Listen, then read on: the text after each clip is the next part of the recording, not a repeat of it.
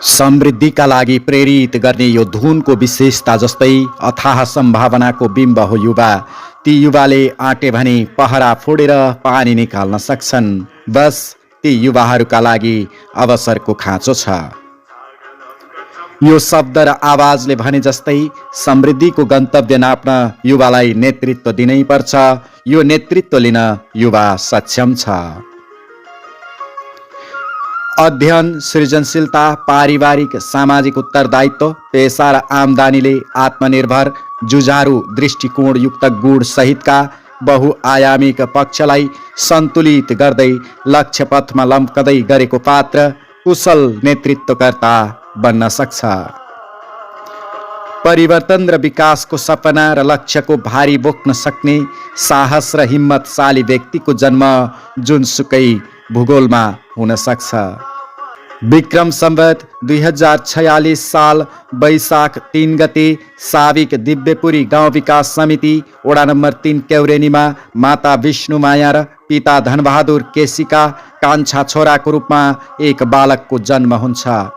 हाल देवचुली नगरपालिका वडा नम्बर 1 मा पर्ने पवित्र नारायणी नजिकैको गाउँमा जन्मेका ती बालकको बाल्यकाल प्रारम्भिक शैक्षिक यात्राको सुरुवात गाउँकै सरकारी विद्यालय नवजागरण प्राविबाट हुन्छ भने नेपाल माविबाट एसएलसी पुरा गरेका उनले कावासोतीको कुमारवर्ती बहुमुखी क्याम्पसबाट BA सम्मको उच्च शिक्षा हासिल गर्छन्।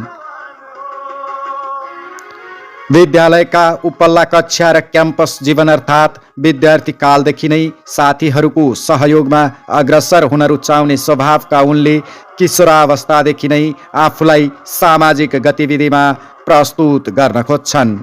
जीवनको रथ हाँक्नका लागि 2071 माघ 28 गते गैंडाकोट 11 निवासी माता टीका र पिता शेरबहादुर छेत्रीका साहिली छोरी ईशासँग वैवाहिक सूत्रमा बाँधिएका उनीहरूका उत्तराधिकारी छोरा एभ्रिसको जन्म 2073 वैशाख 27 गते हुन्छ। पारिवारिक जिम्मेवारी वहन र सामाजिक क्षेत्रको सक्रियतालाई सन्तुलनमा राख्न सक्ने खुबी भएका स्पष्ट वक्ता सामाजिक राजनैतिक क्षेत्रप्रतिको रुचि र आकर्षणका कारण केही सङ्घ संस्थाहरूमा फरक फरक पदीय जिम्मेवारी वहन गरेका उनले आफ्नो नेतृत्व क्षमता मात्रै विकास गरेका छैनन्, धेरै सामाजिक गतिविधि, जागरण, रूपान्तरण र परिवर्तनमा योगदान पुर्याएका छन्।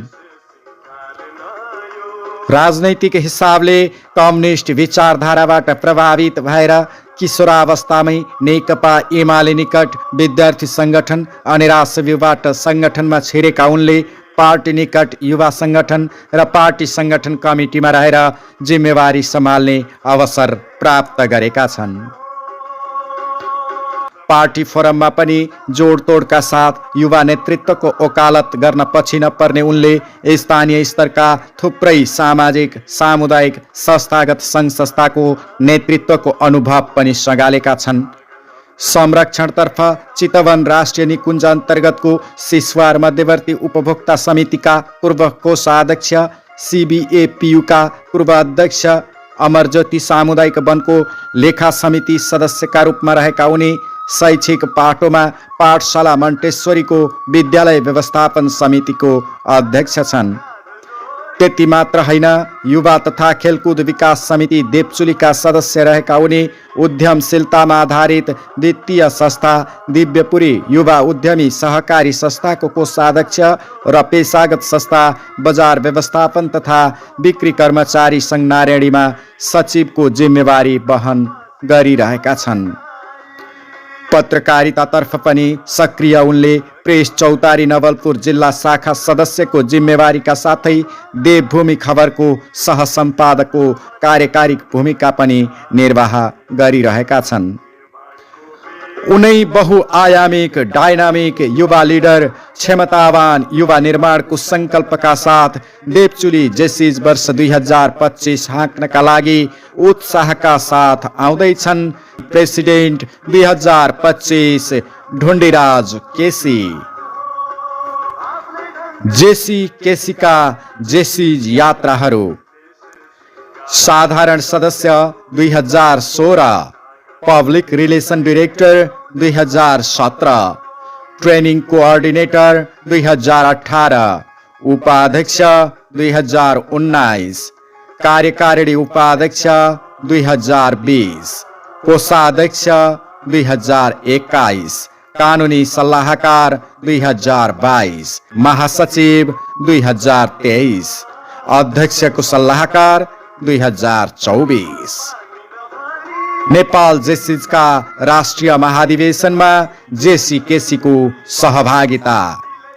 2019 रत्नगर, 2020 भलवाडी, 2021 पोखरा, 2022 वीरगञ्ज, 2023 बुटवल र 2024 इटहरी।